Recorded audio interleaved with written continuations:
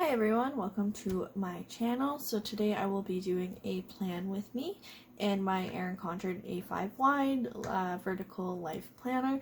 So I use this to plan all my academic planner things going on and to really plan out to keep me on track with school related stuff, as well as just to like mark my progress so I can look back and see what I've done for school. So if you don't know, I'm a PhD student at a Canadian university in psychology. Today I will be using this kit from the Prairie Planner called Rainfall. So this is one of their ultimate kits. You'll see some things are already kind of used up. That's because I like to kind of put down the full boxes and fill them in, so I don't have to do that on camera. Just because it takes me a while to like figure out to color coordinate boxes, figure out the size of the icon, figure out what I'm going to put down and everything. So first off, you get these full 9 boxes in the kit. Then you get a full sheet of box stickers, followed by the date covers and bottom washi. And you have some scripts, some icons, some deco bits, followed by some additional boxes and label headers, and some additional box sheet, and then some glitter headers and additional fashion girls as well. So this is the ultimate kit. I try to, depending on the week, I'll jump back and forth between the ultimate and mini kit, so they're very similar. The mini kit just doesn't come with these additional kind of boxes. Sometimes I like getting the ultimate kit though, because I like to coordinate my spreads between this and my academic planner, as well as on my print impression weeks planner, where I'll plan kind of everything outside of school, so all my life things. So I like to coordinate the spreads between them, just because I don't need to use the whole kit in this planner. So just depending whether I have a busy week or not, I'll pick up the ultimate kit. And I think I might have mentioned this, or maybe I didn't. I am sick and I have no idea what's going on, but I PR for the Prairie Planner. So if you see anything you like by them, I'll also be using some of their script stickers and some icons and character stickers. Then you can use my code Ashley20 for 20% off your order, which is an amazing deal. So I'll get into the plan with me. Today I'll be, planning for, I can't believe it's week 10 of the semester. I did not realize we're this far in. And I'll be talking about kind of the finale and reunion episode of season 3, Love is Blind, while I put down the spread. So if you haven't seen Love is Blind season 3 and don't want spoilers on who ends up together, please do not watch at this point, as I will be discussing who ends up together. Okay, so the finale. So this is where everyone kind of goes up to the aisle and decides if they're saying yes or no. So first off, we had Raven and SK. Raven said yes, and actually her vows were really sweet. It was, I don't know, it was sad, but in a good way, seeing her get emotional at talking about SK. But SK surprisingly said no. It makes sense why he said no. I've talked about these in past videos, that he is a graduate student or starting grad school, and grad school, as someone in it, is very stressful financially, mentally. It takes up all your time, and so they'll also be living separate. So I understand why he said no, and his excuse was just it's not the right time, which again, I think that makes sense. It's a level-headed decision, but it was still really sad to see. It was sad seeing her even, kind of upset, and seeing SK's mom, she was mouthing I do, and, her going to comfort Raven after was really sweet. So yeah, it was a little hard to watch. But I understand, and I think this kind of speaks to them. They're very, level-headed people, they seem like, so it makes sense that, he's it's not the time. It makes sense. I'm thinking I might actually change this full box. Next up, we had Nancy and Bartiz. Oh my god. the build-up was a lot. So first off, I think Nancy said she was a little cautious and said it was too good to be true. And I'm like, what part was it too good? Like, they literally showed nothing that showed that you, like, had a good, there was, like, any good parts. And there was a lot of bad parts. So I have no idea what she's talking about. It's too good to be true. Secondly, I think also, like, for me, I don't understand how she doesn't see that it's a red flag that, you know, he is always the one causing problems in the relationship. Like, it's not mutual. It's not things outside of the relationship, like, you know, Raven and SK. Like, SK's going to grad school, he'll be across the country. No, it's Ortiz is a dick and can't stop talking about how unattractive his wife is, or fiance is. And so, if you're always the one giving in to the arguments, and he's always the one causing the arguments, like, you're not really overcoming anything and becoming stronger. And I don't know, that's a huge red flag to me. I don't know. So I guess I'll go into, you know, she said yes. Unsurprising. Bertice was crying beforehand because she sent this really, I guess, thoughtful gift, and he was crying so much, I think because he knew he was gonna say no, and realized what he was giving up. And, you can see that I might just wait this out. But with at least others, like, they were honest. Like, Colleen has always been honest. Cole and Zainab have been, I guess, honest, maybe not in the best sense, about, you know, them being unsure. Like, up the days before, Bertice was being really sweet and acting like he was gonna go through with it, and, like, doing the forever bracelet thing, and, like, I just feel like that's friggin' shitty of him to do. To not just be honest with his doubts. And, like, even throughout the relationship, when he was doubting it, like, he never really had, like, we never seen him, at least, have conversations with Nancy suggesting that he's having doubts. He would just pull away and shut her out. And I don't know, that's really shitty for him to do to later on, because it seemed like she, you know, really wanted to get married. I don't know if she was just ignoring the red flags or what, and was just so wanting to get married. But, or maybe he led her on more, but yeah, I don't know. It wasn't surprising he said no. I just felt bad for Nancy because she said yes.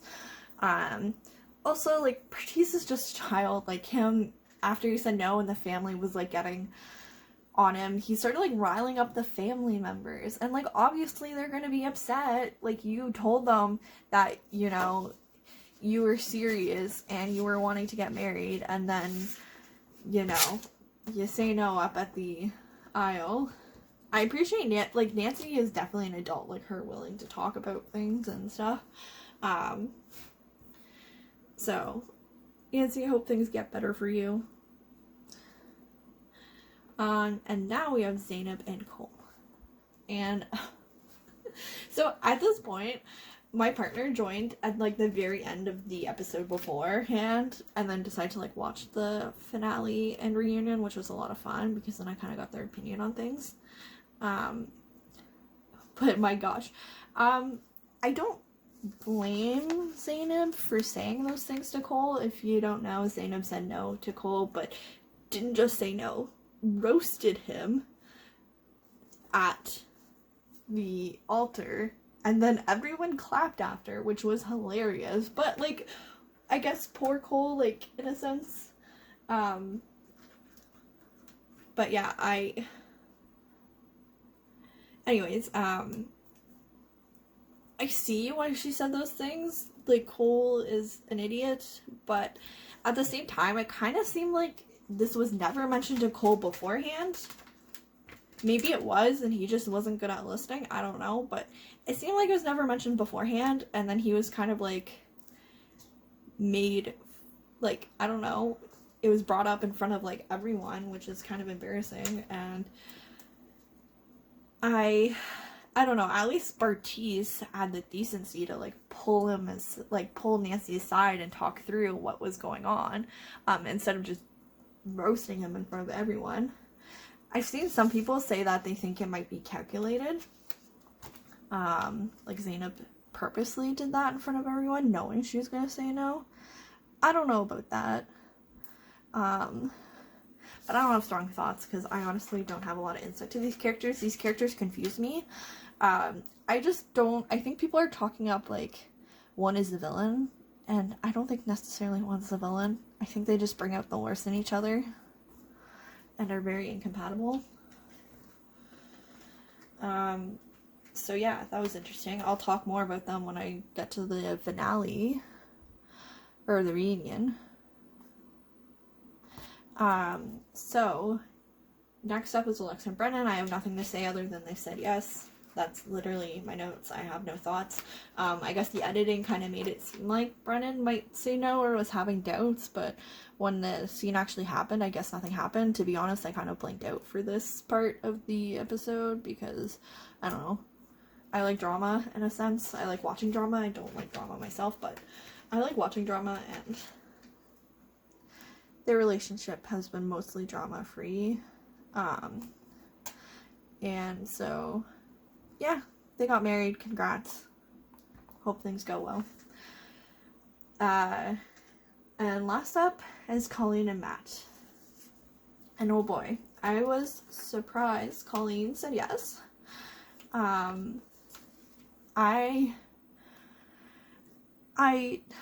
don't know. I'm surprised. I don't understand, like, why these couples, like, so I think partly they say, like, they don't know till the altar just because they're told to with production, because if they knew beforehand, then it would ruin the shock. But I don't get, like, if you're having that many doubts about someone before your wedding, like, why you would go through with it. Like, that should be your flag, like, red flag. That should be your sign to not go through with it. If you're so unsure the day of and don't know if you can trust them. And I don't know also why people put so much pressure on figuring that out if you want to proceed at the altar. Because then you're in front of the person you love. You're in front of everyone else, your family and friends, and their family and friends, and don't want to embarrass them. Like, there's so much external influence, and if you're deciding to marry someone, it should be you deciding to marry someone. So, yeah, I don't know why, they leave it up to that moment, why they don't decide beforehand. Like, if you're having doubts beforehand, and then you get to the aisle and you know, you probably didn't make that decision. That's probably not the decision you want. That's probably because you're influenced by other people there. And, like, I think the thing that people don't realize with, like, shitty relationships is, like, shitty people aren't shitty all the time. There are good parts. And shitty people also have feelings for the most part and genuinely do care about people. And so just because you have these good moments and they genuinely care sometimes does not mean that you owe them through their worst. And so, I don't know. If you're weighing it that much, that should be your answer. That it's no. And so next is the reunion. So as I kind of plan the second half of the week. So the reunion. It was a little boring, I guess. I thought there'd be more drama. There's a bit, obviously, with, you know, especially with, Zainab and Cole, and I'll get into that. But I was like, what about all the other moments? What about with Matt and, Bartiz?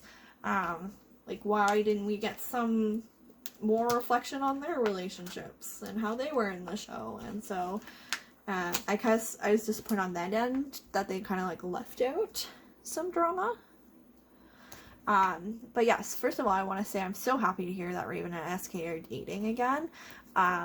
I think it's actually smarter in the sense that they decided to say no and to date right now because they're living, you know, across states. I don't really know geography of the states. I don't know how far it is, but it seems far. So, yeah, it was really cute hearing that they were, you know, together. And I think that's smart of them to actually say no and then, you know, date normally. And so I hope they stay together instead of just like jumping into marriage. Next up, we have Colleen and Matt, I guess. Colleen seems like really scared in this episode, and I'm like, oh, maybe she's just nervous, but I'm like, wait, no, like, she was filmed for the rest of the season, and her bubbliness and excitedness came through, and then suddenly she's, like, reserved and quiet, and, I don't know, I just kept, like, noticing Matt kept talking over her, and I don't know, I'm worried for her. I'm glad they're not living together yet, so, yeah, I don't know, I'm worried for her. I wish they kind of addressed Matt's behavior more, in the episode, and get his thoughts on it, because right now I feel like it's just being kind of brushed under the rug, that he was acting shitty, and then that just puts her in this more vulnerable situation, because then, you know, he's not at all held accountable for his actions. Also want to say, like, SK is so freaking cute in this episode. Like, he talking about, like, how grateful he was for the experience of, like, getting to be vulnerable with other men was just, like, so sweet. And just, my partner said, like, he also loved SK, like, he didn't really get to see him before till now.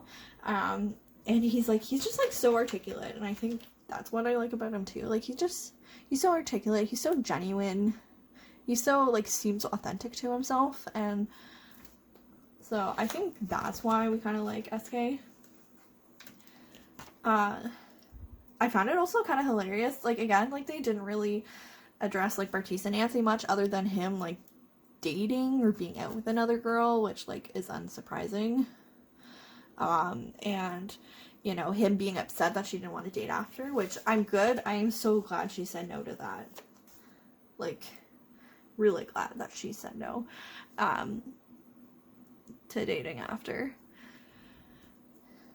But yeah, not much else from what I remember was said, but most of the episode, I think, was focused on Zainab and Cole and their relationship. And I was so shocked. I guess not my partner, because again, I think I mentioned last time, so my partner came in during the, like, dinner scene, like, so the only two scenes he was seen of Cole up to this point was the one where he was making dinner and Zainab was micromanaging him and, like, critiquing him at every step, and then the wedding where she, like, roasted him in front of friends and family. And so he kind of was siding with Cole and not Zainab until, you know, we heard Zainab talk about, like, all the comments he would make around, like, her weight. And I mean, it's not surprising given that, you know, we saw him talk about how attractive Colleen was in some other episodes and how Zainab didn't compare to her. But yeah, and then there was also the, like, bachelorette or the bachelor scene where they said they went out after and he got a number. And I think I've seen online, again, like, I think the internet's quite divided on, like, who to believe. I'm siding, so even though none of the other men spoke up, and, like, some were like, I just went home after, like, I'm siding with Zainab in the sense of, when they were talking about it, if you watch, you can see SK nodding in the background. You can see him just at the side of the camera nodding his head while they're describing what's happening. And I might be misreading it. He might just be nodding because he's listening. Like, that's a good listening skill, to nod your head that you hear the other person. But I think he was silently confirming that this did happen. And so I am siding with Zainab on this side. But we also have the cutie scene to talk about.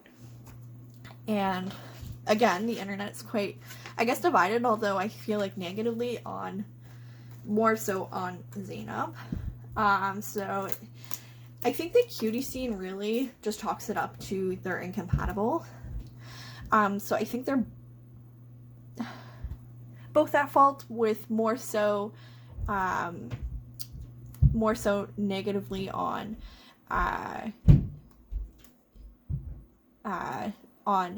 what's his name? Not Matt. Cole. And that's because what you see happens in the scene is they're talking, and then Zainab kind of makes a dig at him, and you like see his face like get annoyed, and then that's when he makes like a comment about her and what she's eating.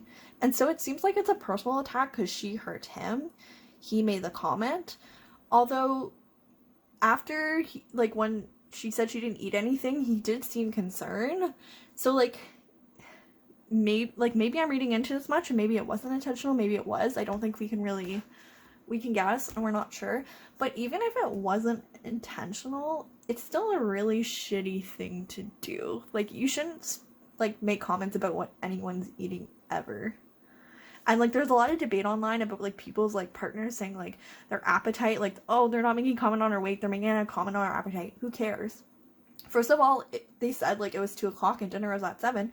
That's fine to have an appetite, like, F off. And even if you know what my appetite, like, you shouldn't be making comments, period, about people's weight, like, ever. Or what they're eating. Like, never make a comment about what they're eating. And so, you know, maybe it was unintentional, but still shouldn't be making those comments. And even if it wasn't intentional, I think this is, again, where they bring out the worst, is like she never spoke up really clearly about how it bothered her. Like, she was kind of hinting at it, but she never outright said why it was upsetting or hard for her. And so I get in that sense.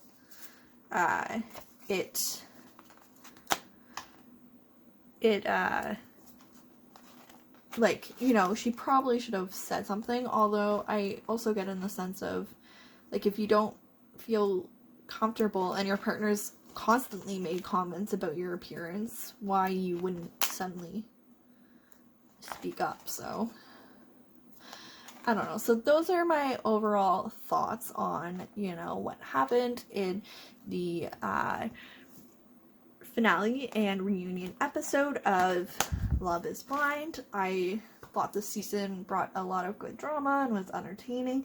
I think a little more so than last season. I'm still having a hard time comparing it to season 1, because like season 1 was just so shocking because we had no idea what was going on. Now we're like a little used to the format. But yeah, if you have any thoughts on the finale and reunion episode, please feel free to leave them down below. I'd love to hear your thoughts. Thank you so much for watching.